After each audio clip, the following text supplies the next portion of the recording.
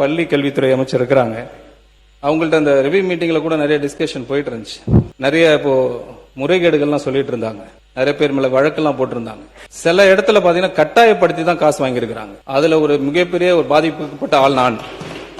கட்டாயப்படுத்தி இது நிறைய இடத்துல நான் பதிவு பண்ண விரும்புறேன்.